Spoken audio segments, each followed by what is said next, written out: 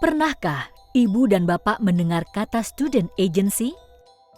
Saat mendengar kata student agency, apa yang ada di pikiran ibu dan bapak? Saat ini, student agency belum ada padanan katanya dalam bahasa Indonesia. Maka untuk kepentingan modul ini, student agency diterjemahkan sebagai kepemimpinan murid yang dapat didefinisikan secara luas dan dalam berbagai perspektif. Untuk memberikan gambaran dengan lebih jelas tentang apa yang dimaksud dengan student agency, mari kita saksikan tayangan berikut ini.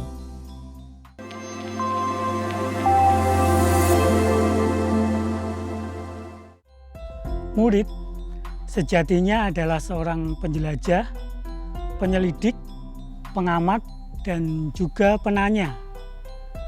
Mereka memiliki minat, kebutuhan, dan rasa ingin tahu terhadap berbagai hal yang ada di sekeliling mereka.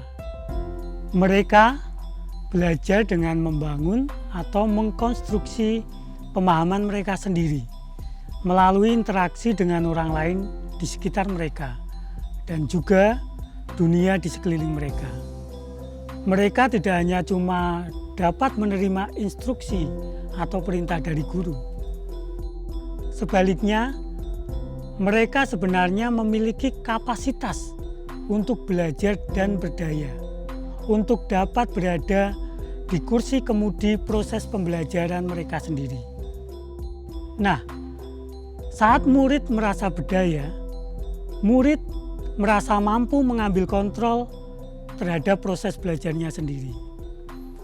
Dan saat murid merasa bahwa ia mampu membuat perubahan baik untuk dirinya sendiri maupun lingkungan di sekitarnya, maka bisa kita katakan bahwa mereka memiliki agensi atau kepemimpinan. Saat murid-murid saya merasa dan mampu menyatakan bahwa saya mampu, saya dapat membuat perubahan, saya dapat mengatur diri saya sendiri. Saat murid saya mampu merasakan bahwa proses belajar ini adalah milik saya dan bukan milik guru saya, dan oleh karenanya saya memiliki tanggung jawab dalam proses belajar ini. Maka disitulah saya dapat mengatakan bahwa murid saya tersebut memiliki sikap kepemimpinan. Saat murid saya memiliki kepemimpinan, mereka akan berusaha untuk memahami tujuan pembelajaran yang ingin dicapainya dan menunjukkan keterlibatan yang tinggi dalam proses pembelajaran. Mereka akan menunjukkan rasa ingin tahu, inisiatif, dan mampu membuat pilihan-pilihan tindakan yang bertanggung jawab. Dengan keterlibatan dan tanggung jawab penuh mereka dalam proses belajar, mereka mampu membuat koneksi antara apa yang mereka pelajari di kelas dengan kehidupan sehari-hari, serta mengambil makna dan membuat perubahan untuk dirinya maupun lingkungan di sekitarnya. Jika ingin murid-murid kita dapat menunjukkan kepemimpinan dalam proses belajar, maka guru tidak bisa lagi hanya sekedar berperan sebagai seorang pemberi atau penyebar informasi. Jadi guru yang diperlukan sekarang ini adalah guru yang berusaha memfasilitasi proses berpikir murid-muridnya dengan baik melalui pertanyaan-pertanyaan yang konstruktif yang memberi ruang agar murid-murid bisa eksplorasi dan menemukan pengetahuannya sendiri. Guru yang memodelkan bagaimana dirinya menunjukkan keingintahuan murid-muridnya, rasa penasaran murid-muridnya terhadap sesuatu yang sedang ia pelajari dan kemudian berusaha mencari jawaban atas pertanyaan-pertanyaan tersebut. Jadi, untuk saat ini kelas-kelas kita harus berani berubah, harus menjadi tempat-tempat di mana pendapat, gagasan, serta saran murid harus didengar dan harus diperhatikan. Murid-murid harus diberikan atau harus memberikan pilihan-pilihan di mana ruang belajar untuk murid berkreasi, bereksplorasi, berbuat salah dan mengambil resiko harus terbuka lebar.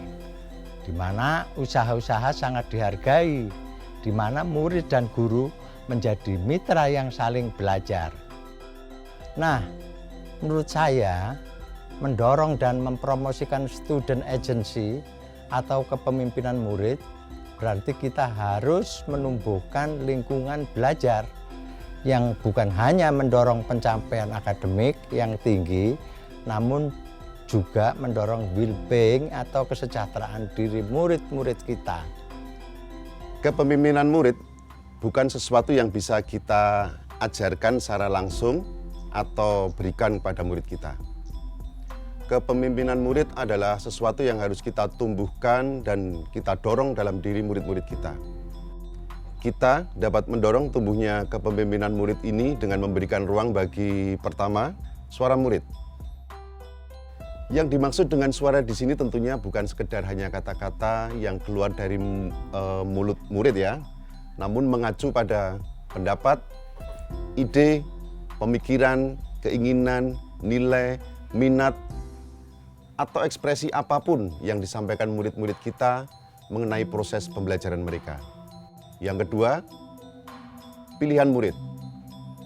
Murid diberikan kekuatan untuk memilih apa yang akan mereka pelajari, bagaimana cara mereka belajar, dan bagaimana mereka mendemonstrasikan pembelajaran mereka.